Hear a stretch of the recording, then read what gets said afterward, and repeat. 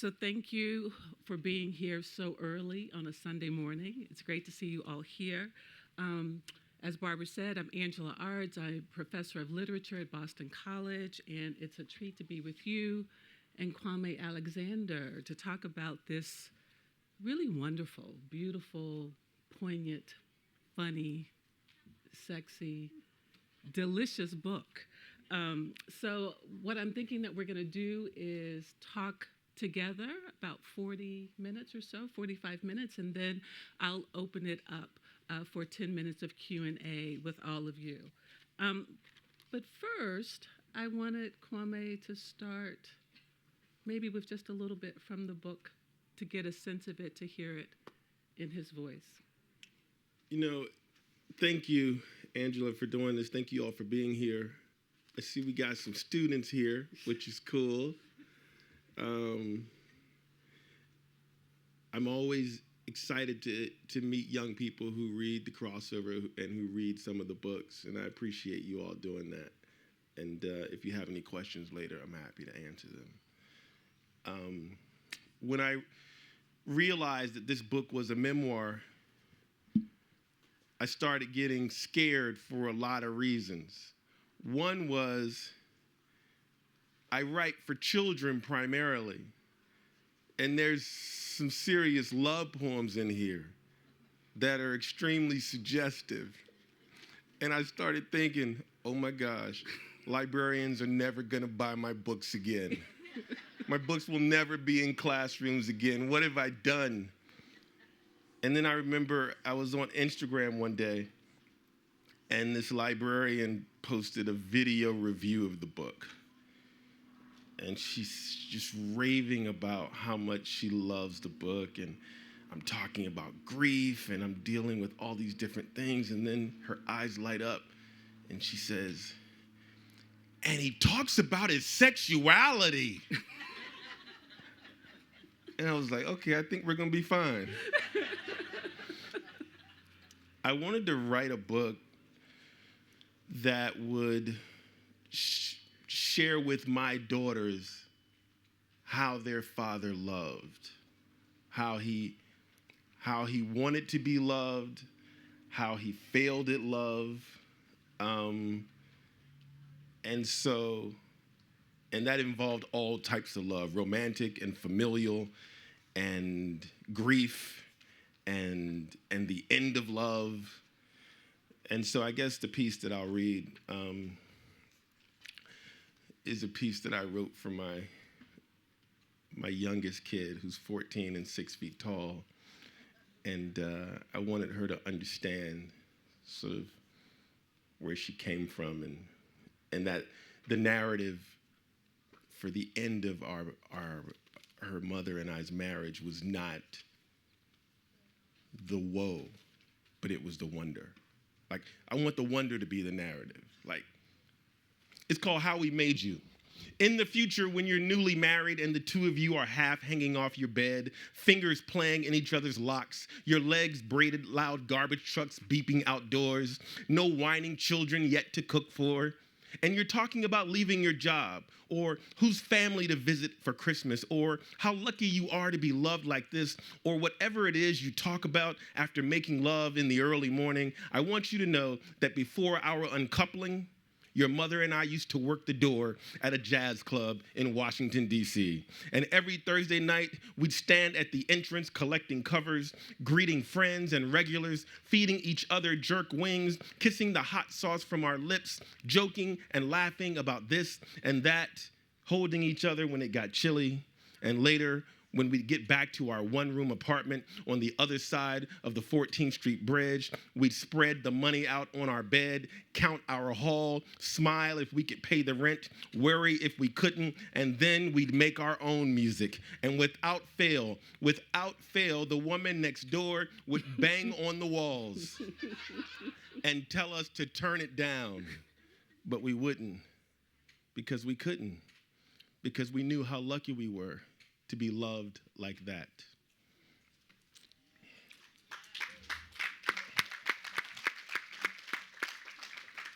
So you go straight to the heart of one of my questions about this book. You write to children. You're a Newbery Award-winning author. And you've been writing to these children, and now what is it like to write to your also children, but your adult children, your own, about these difficult topics of grief and death and sex? And what is it that you wanted them to know about these physical intimacies that you share and that you even think of that may be in their future? So my mother passed away on September the 1st, 2017, and I had and have so many questions for her that I will never get answered. I want to know, like when my sister, my youngest sister, graduated from college, my mother moved out. Like, she moved a block away from my father. They dated. Like, they never got divorced. They just dated. She was like, I can't live with him. I love him, but I can't live with him anymore. And they had the best relationship. And I wondered, like, did you ever go out on dates with other men? Like, I wanted to know why my grandmother, in all the years I knew and spent time with her, why she slept in a different bedroom. Like, I just had questions. And a lot of this stuff, you know, old folks will tell you, mind your business. You can ask the question, but we ain't gonna answer it. But I had all these questions, like, why did I never see my mother and father hold hands? Like, I don't ever remember him going up to her and kissing her. I had questions for them. And so I started thinking, my kids are probably gonna have questions for me one day, maybe, perhaps.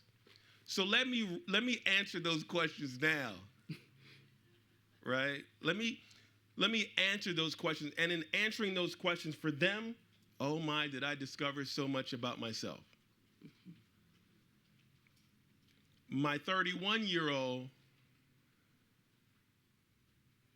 asked me not to talk about her in public. She read the book. That was her response. My 14-year-old saw the book on the counter, and she said, oh my gosh, Dad, your memoir. She said, we're studying memoir in school. She's in the 10th grade. We're studying memoir. How cool would it be if I read your book and did my essay on your book?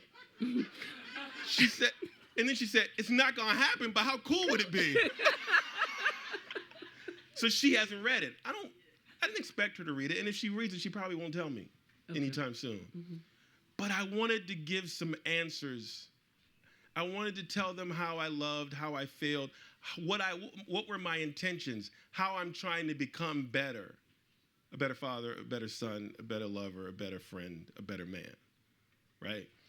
So, does that answer the question? It does, absolutely. So I feel that Black men writing about the intimacies of fatherhood is not a new thing. I'm here, just in that I think of, let's say Du Bois, 1903 essay, Souls of Black Folk, of the passing of the firstborn, talking about the passing of his infant son. But when I read these letters and poems, it feels new, like a new register of intimacy, I don't know if it's a new urgency. Does this feel new to you in terms of not just your writing or what you're reading, or are there models of fatherhood, either literary or personal, that you've used for this text? That's like the best question I've ever been asked about this book. So much to unpack there.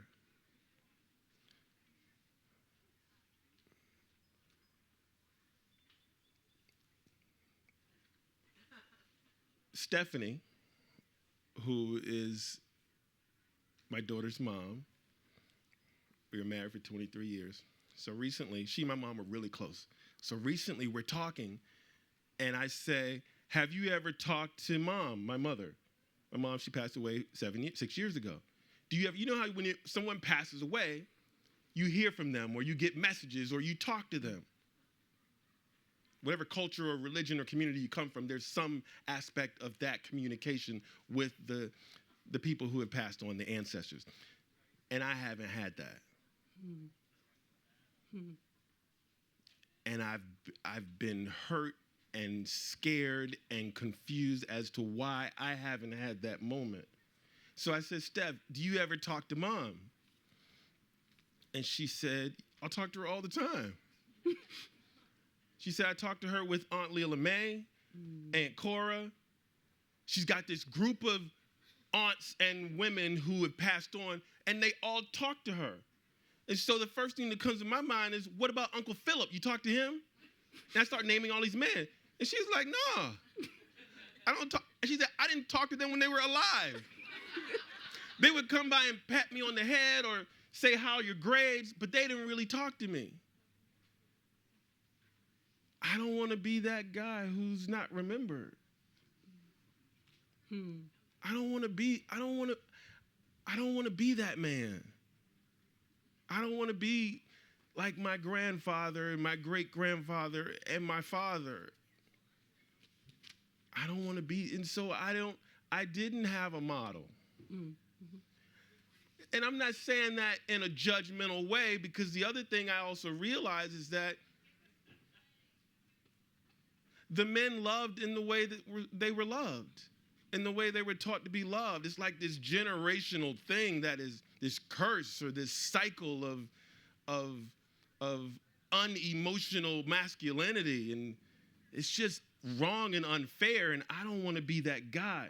And so the last thing I'll say is my 9-year-old nephew, his name is Jordan, and so I had this conversation with Stephanie, and I was like, I'm gonna be remembered. Y'all gonna remember me. And so my nephew comes to visit me, and so I don't have a model for it, and I don't necessarily know how to do it. So I'm consciously, like intentionally trying to be this vulnerable and authentic man with my 9-year-old nephew.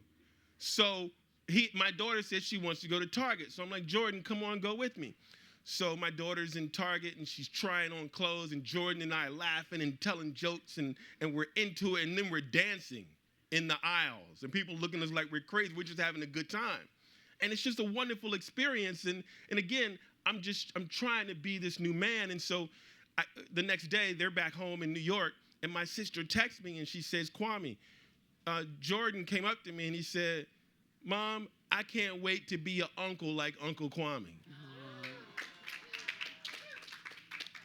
Like, that was it for me, Angela. I was like, oh, yeah, I'm doing it now. Like, I'm doing it. So I haven't had the kind of models for the kind of man that I think I want to be now. I've had models that have been beautiful and brilliant and hopeful and tragic in their own ways. And I extend them grace. Right. But yeah, I'm trying to do something a little different.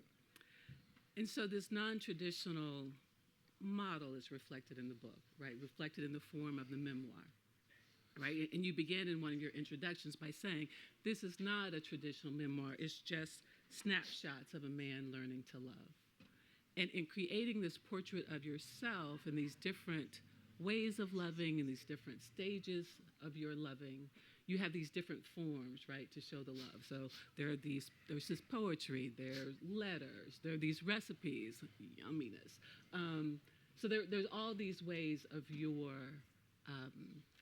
showing your love and showing how love manifests in all your different relationships. So it's a very hybrid form. You've spoken a little bit about how that came to be, but maybe share like how this hybrid book memoir happened, and what do you call it? If it's not like, is there a pattern? Is there a narrative pattern that you have that you name for this book? That's good. I was in Barnes and Noble in my town. I live in Reston, Virginia, and I was in Barnes and Noble, and I was like, do y'all have? Oh, I do this. I probably shouldn't. 39 books later, I go looking for my book. I do. Sorry. I'm in Barnes and Noble, and I go up, and I'm like, do y'all have Why Fathers Cry at Night? Who's the author? I think it's Kwame Alexander. It's real shallow and petty. It's real shallow. But I'm doing it. So, oh yeah, we have it. And I say, oh, okay, great. Where is it? And they say, it's in the poetry section. I'm like, why is it in the poetry section? Well, he's a poet. Yeah, but this is a memoir. But it's poetry. But no, it's a memoir. That frustrates me a lot. It is recipes and letters and poems and conversations and prose. It's hybrid. I don't know what else to call it other than it's a memoir, and it's just sort of this new form that I fell upon. I didn't intentionally set out to write it like this, but as I began to sort of piece it together, I realized that as parents, at any given time, we are cooking dinner, answering the phone, helping with homework, thinking about what we're going to wear the next day, looking for the sugar. We're doing all these different things at one time. It's sort of this multitasking, sort of effort at living that we all succeed at for the most part. And so the writing of this book became sort of, reflective of that way of living. That's the way I live. And so when I think about sort of how did the recipes come to be a part of this, a memoir about love and loss and longing, I'm reminded of my grandmother. Talk about multitasking. We would pick her up at 7 a.m. for church every Sunday. Somehow, by 1 o'clock when we got home, she was the head of the usher board. Somehow, by 1 o'clock when we got home, the food was made for 40 people. How is that, like, what are the physics on that, Sophia? I don't get it. How does that work? So what time does she have to get up? So when I'd pick her up, I would beg to be the one to go in the house because to get her, because when I knew when I went in, I would be able to smell. What could I smell at 7 a.m., y'all? The yeast rolls rising. She had 7 or 8 trays of rolls rising. And I just wanted to smell it because that was my food. After church, she got 20-some grandchildren. She's got children and their spouses. She's got neighbors who ain't supposed to be there, but they stopping by at the right time. And she's got to feed. She's feeding all 40 people, and everything's ready. The chicken is ready. The collards are ready. The potato salad's ready. The yams are ready. The bread pudding's ready. And the yeast dinner rolls are ready. Now, how did the recipe for yeast dinner rolls end up in my book? Because when I was 7 years old, here's how I knew I was special. Like, I didn't get cool just now. I've been cool all my life. I've been special all my life, and here's where it started. At age 7, we get home from church, and all my cousins and my uncles and my aunts and my family, we go in, and you're lucky to get 1 roll. You're like it's magical if you get 2. You're probably getting 1. Every Sunday at 1 o'clock, I had a tray of 5 rolls that was just for me. I was the only son of my grandmother's only living son.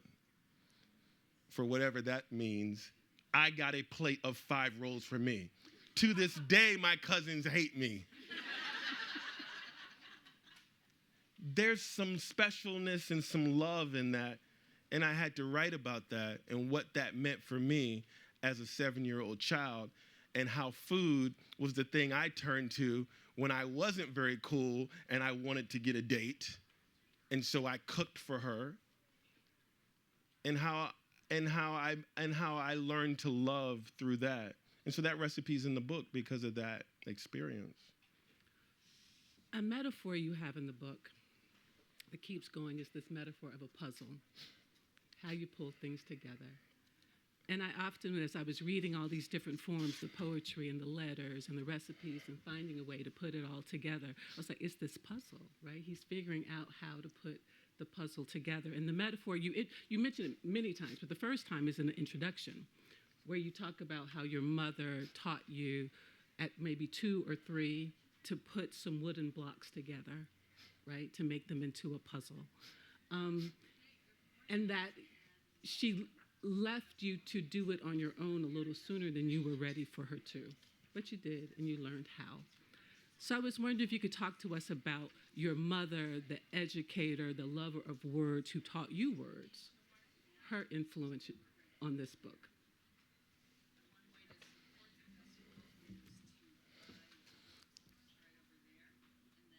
So in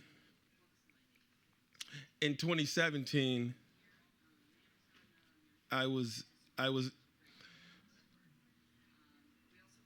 in a place called Ghana, West Africa, and I had spent. I'd been going there for 5 years.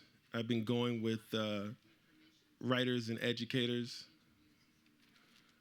One of them who's here today, Renee, she's in the back. She's a novelist, an educator. And so we've been going to build this to provide books for this village in the eastern region called Conco. And we've been going to build a library.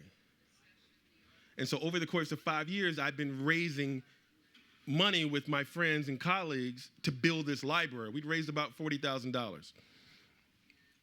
And so in the summer of 2017, I took 21 educators over to have the ribbon cutting on this library. We're going to open up this library in this village where there are very few books, and I believe that books could transform the lives of these beautiful kids who had hope and ambition in their eyes. And so we arrive in Accra. Everyone goes to the hotel. I go to the village, which is about a 2-hour drive, to check on the library, and I get there, and there's no roof on the library, and there are no doors, and there's no floor, so there's no furniture. It's not painted, and it's like 40% complete. And so now I'm like freaking out, like, what are we gonna do? I promised, all these people are here. So I call my mom, who was my first librarian, my first educator, my first teacher, and I say, Mom, what should I do? And she says, Kwame, have the ribbon cutting on version 1.0 of the library. All right, great.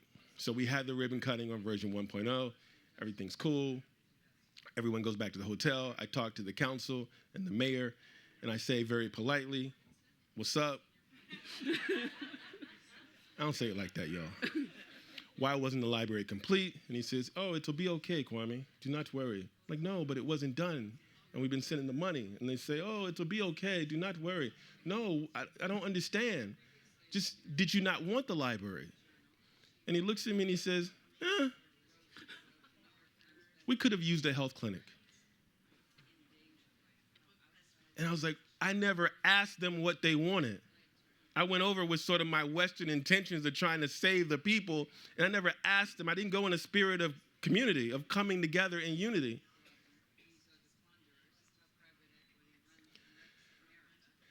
So I'm back home, and I'm on a Disney cruise to Alaska because my kid loves Disney cruise. And it's my birthday.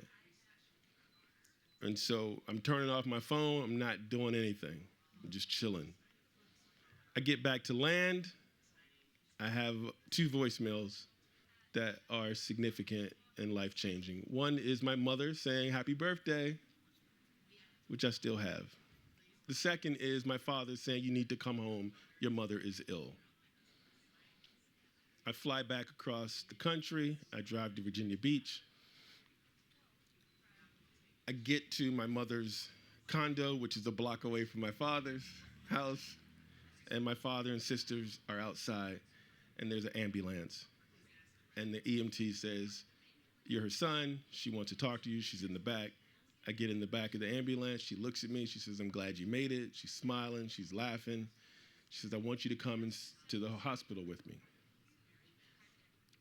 I go to the hospital. She's getting tests. I'm sitting in my chair in her room working on a novel. It's the sequel to the crossover. Do you know what the name of it is? Rebound. Thank you. I'm writing Rebound because Rebound was due in January, but I didn't finish it. And then it was due in March, and I didn't finish it. And then it was due in June. And the publisher said, you got to turn in your book. And I said, why y'all sweating me? I won the Newbery Medal. And they say, if you need to turn this book in by September 1st. Mm-hmm. So it's August the 26th. I'm sitting in the hospital. I'm trying to finish this novel because it's due. And the next day, I'm working on it again. My mother's talking to her brother. I'm 4 days from having to turn this novel in. The next day, she has a stroke. So now I'm feeding her. And she's sleeping, and I'm sitting in the chair working on the book because now it's due in 3 days. And the next day, my sisters come. And my mom's non-responsive. She's on a breathing machine. And my agent calls and says, you don't have to finish the book. And I'm like, no, I want to finish it. And she says, focus on your mom. And I'm sitting in the chair writing the book because it's due in 2 days. And then the next day, the doctor comes in and he says, look, there's nothing we can do. Do you want to take her home? And so I grab her hand, like I remember her grabbing her mother's hand when her mother was dying. And I say, look, if you want to go home, squeeze my hand. I don't know if she squeezes it, but it feels like she squeezes it. And so I say, I'm going to take her home. And I finish the book at about 5:30. We take her home. And at 8:30, she passes away in my sister's arms. And all I could think is, Angela, that I had to finish writing this book about a boy who was learning how to rebound in his life from the most devastating thing that would ever happen, because I was now going to have to rebound in my own life from the most devastating thing that I would ever experience. And I used my words. Literature was the thing that was going to allow me to survive this. I learned that from her. She's the one who taught me the value and the love and the power of words from the time I was, could read and write. And so in some way I was paying homage to her, I suppose.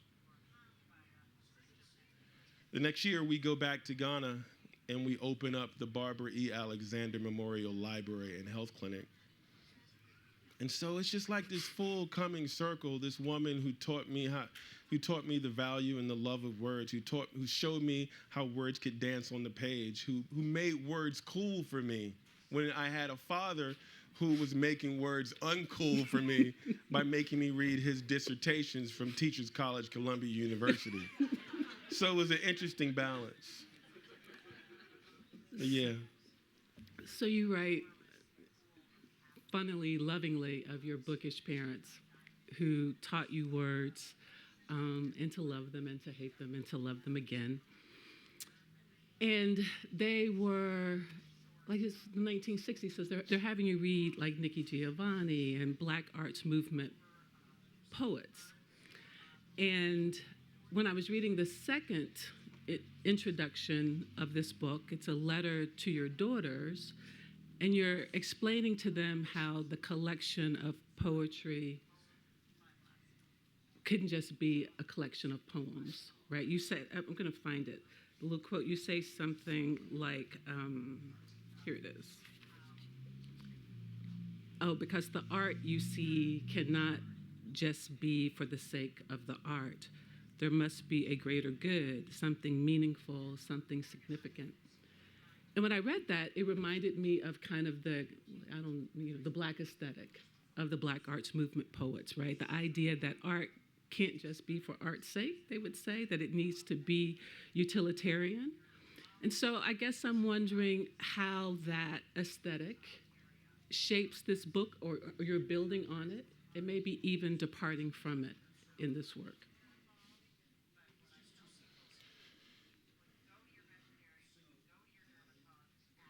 I feel like every answer I'm giving is like this story. But let me say this. I believe earnestly and honestly that I can change the world one word at a time. Right? So that is always my modus operandi. I am literally trying to make the world a better place. At the same time, I'm trying to write books that you can't wait to read the next page. So I'm not just trying to, like, I remember studying with Nikki Giovanni at Virginia Tech and her telling me, look, I can teach you how to write poetry, but I can't teach you how to be interesting, Kwame. Those are fighting words. Wow. But this notion of being didactic, I had never wanted to be didactic. I wanted to teach. I wanted to instruct. I wanted to inspire. Like those are at the core and root because, again, I grew up with parents who were teachers and writers and educators. I wanted to do that, but I wanted to do it in a way that you didn't know it was happening. I wanted to entertain you. Mm-hmm. I wanted to write books that would not books that your teacher would assign and you read. I wanted to write books that you would want to read. Like that was my goal. And so finding that balance was always important to me. And that comes from, like you said, it comes from the poets and the writers of the 1960s and 70s of the Black arts movement. It comes from Nikki Giovanni. It comes from Maya Angelou. You may try me in the very dirt, but still like dust I'll rise. It comes from Langston Hughes from the Harlem Renaissance. Folks, I'm telling you, birthing is hard and dying is mean, so why not get yourself a little loving in between? I've been scarred and battered, my hopes the wind and shattered. Snow has frizzed me, sun has baked me. I think between them, they done tried to make me stop laughing, stop loving, stop living, but I don't care, I'm still here. It comes from Hakeem Adabudi and Amiri Baraka, and it comes from Sonia Sanchez. I want to roar with laughter as... Oh, I can't read that here right now. It comes from these poets who used wit and cleverness and humor, right, to be able to convey these really deep and dark themes and topics that were ultimately about liberation. And so here's the thing. I'll end with this. If you want to change the way people act, you have to change the way they think. If you want to change the way they think, you have to change the way they feel. What better way to change the way someone's feel than through a poem, than through humor, than through something that's going to sort of establish that human connection. Right?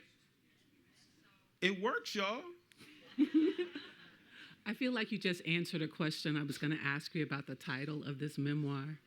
It's ironic, right? A little bit, because it's like Why Fathers Cry at Night, and this is a funny book.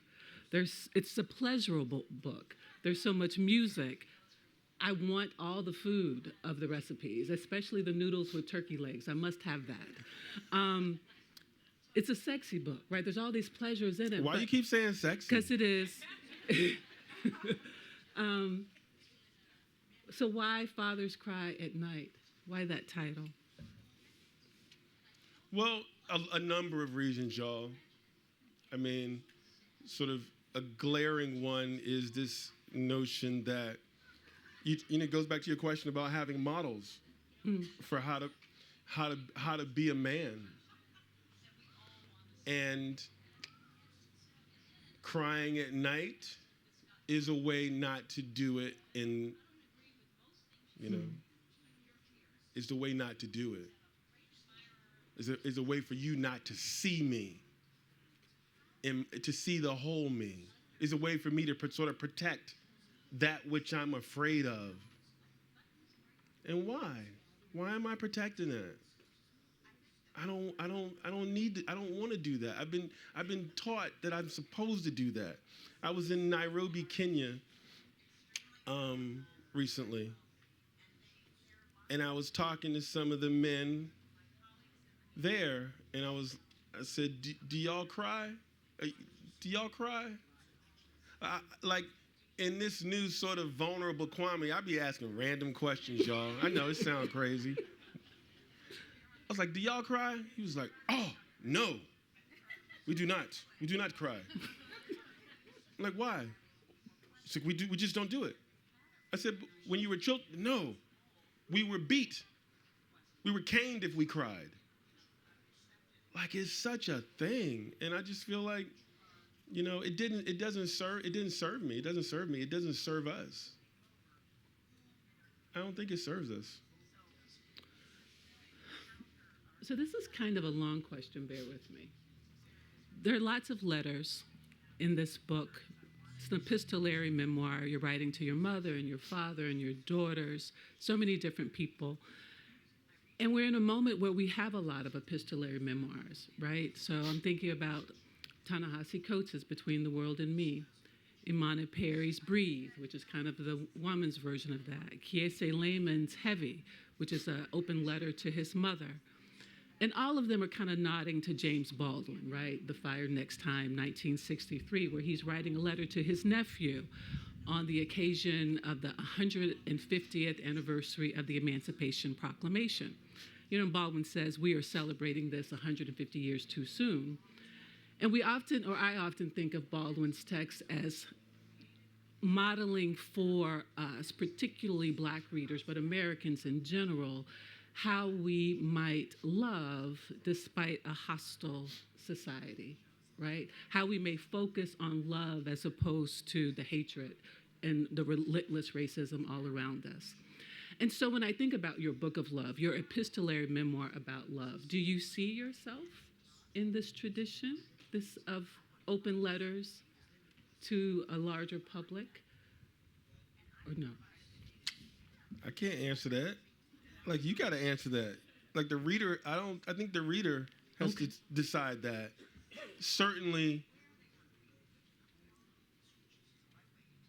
I've read Baldwin and Gwen Brooks and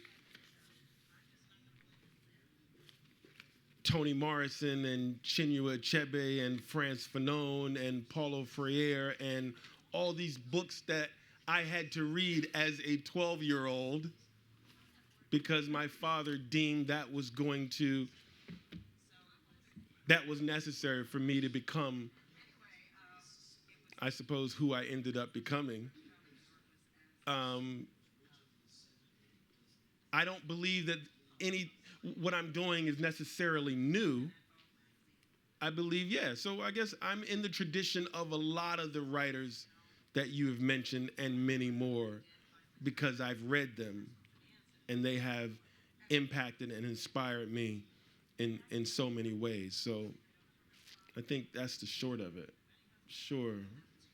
I mean, I just feel like the question is a beautiful compliment, and I accept it if it's true. It is, you guys. All right, I'm going to open it up for questions now. Or I could ask one more as people get their thoughts together if we're not ready. Is there people ready? Here's one right here. I live in Chesapeake, Virginia. Whoa! Where your father lives. That's where I went to high school, y'all. Yeah. So, your father is a well-known historian in that area, and I have met him and been to his Veterans Memorial Day event at Bells Mill, Wow. which is an Afro-American Civil War cemetery. He has very high expectations for a group of 30 people, and he's calling on the children to be answering questions. He has very high expectations. I'm afraid to go to the next one because he's going to recognize me from the last one. Yep. And expect me to remember what he talked about at the last one. It's true. It's true. And I wanted to just, in your book, it seems to me you have a very complicated relationship with your father, who is still living, who I'm assuming has read your book. Maybe he hasn't. I don't know. You go through periods where you didn't talk to him, and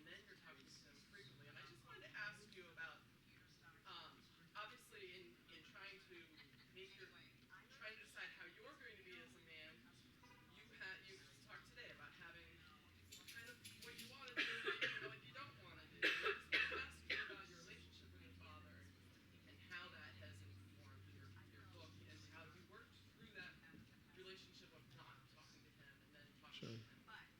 So, first, the thing is, when you write a memoir, man, you don't think how everybody's gonna be all up in your business. Is it like Victoria? If you write a memoir, just be prepared. Wow. Thank you for that question, though. So it's not that we didn't talk. Like maybe we didn't talk maybe every couple weeks. I'd call him and say how you doing. He was busy. When I won the Newbery Medal, he called me and we talked for an hour. And then for the next 10, 11, 12 years, we talked every day.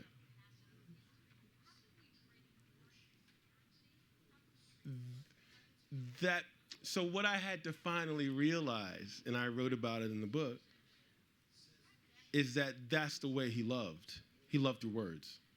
I never saw him without a book or writing. He was writing a sermon, writing an article, writing a book. He was publishing a book. He was reading a book. He was reading a magazine. He was producing a book festival that I worked at. He was going somewhere to speak and do a book signing about a book. It was all about books. So when I was talking to Terry Gross on Fresh Air, she was like, well, isn't that unfair? And I was like, that's not the question, Terry. The question is, would I be sitting here talking to you about my 39th book were it not for him?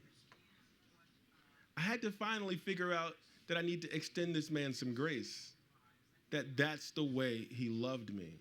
He loved me through words. And that was the ultimate thing, for better or for worse. It is what it is. I'm a writer. So after the Terry Gross interview, he texted me and he said, Kwame, my parents never said they love me. I knew my mom loved me because she wrote me a letter every week when I was in the Air Force. I knew my father loved me because he's the one who bought her the stamps and the envelopes. When you get older, you'll understand how you were loved, just like I did. And then he had like 11 emojis, including hearts. So the book opened the door for us. The book opened the door because not only do we now talk, we still talk every day, but it's like even more real and more authentic conversations. Do you have a question here? Yes. Kwame. My name's Tom. Kwame, great to meet you. And, I wish I could write a book like this and be open and honest. You say that words can change the world.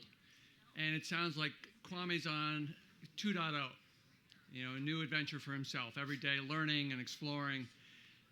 If you could give us 5 words that you wake up with to say, this is the type of man I want to be, the way I want to live my life, and I'm going to cheat and say you can't say love, because I'm getting that. What would be 5 words that you give us, everybody in the room, that motivate you to be the best person you can be for everybody around you? Thank you, Tom.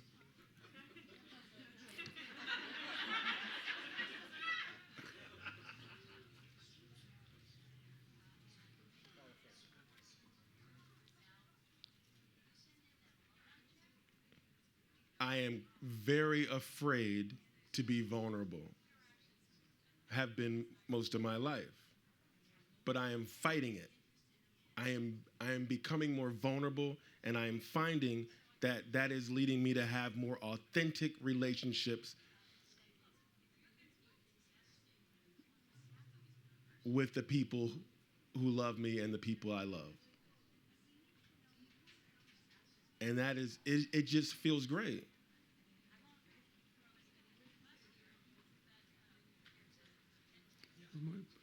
We have one more question right here. Good morning. My name is Ayla. We're from Philadelphia. And I wanted to first say thank you for making your name a household name in my house. In our home, we have teenagers and older son, but the 13 and 15-year-old, when we said, oh, do you want to come this morning, said, oh, we've already seen him. He came to our school. We have his books. We signed it. We said the next one. And so thank you for that. So we learned about you through our teenagers. My question for you, when you write a memoir with people who are still alive,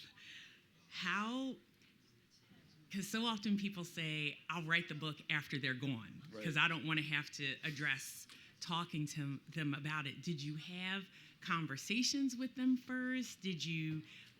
How could you be honest, vulnerable, authentic, knowing that some of the things may have been painful for them, perhaps, or embarrassing for them, but also put it all on the page? Or I guess you had to have some discretion. Maybe it wasn't everything. But how do you balance that with people who are still part of your world, part of your circle, and people whom you love? That is the rub, my friend. So when I wrote the book, I didn't think I was writing a memoir. I thought I was writing a collection of love poems. And the beauty of writing love poems is that you can hide behind the metaphor, right? Y'all can use your imagination to figure out, what is he talking about? Who is he talking about? When I start writing the letters and the prose pieces to give context to the poems, then it's like a whole nother thing. There's no hiding anymore. I didn't know I was writing a memoir or had written a memoir until I finished doing all of this puzzle putting together, these pieces, which was in February of this year when I got the advanced reading copies in the mail. And when I saw that when I read it, I was like, oh, snap. This is a memoir. What have you done? And I had panic attacks. And I called my editor and I was like, Judy, you got to pull this book. You cannot publish this book. And she said, well, the book is in the warehouse, so it's gonna get published. So now let me help you get off this ledge. I sort of got off the ledge and had not sent it to anyone in my family because I didn't think it was a memoir. But so I sent the advanced reading copy to everybody in my family. That was in February. Aside from coming to one of my book signings and maybe saying, I'm really proud of you, Steph hasn't said anything about the book. My youngest sister said, it's a really good book, but I hate everything you said about Mom. My oldest sister said, I'm not reading it. I know what's in it. My father said, I read your little memoir. Please tell your publisher I'm suing for slander and defamation of character. And how you doing? Had I known what I was doing, I probably wouldn't have done it because of that very question. And I was unprepared. But the deal is, like I was talking to Lisa about last night, the deal is you write a book, you have the right to tell your story. It's a self-portrait. I'm not trying to do other people's portraits. I'm just doing mine. They happen to be in the background of it. And because I have the right to write it and tell my story, they have the right to not read it or not say anything about it or react and respond in the way they have to respond and react. That is what it is. I have to accept that and be okay with it. Thank you for that.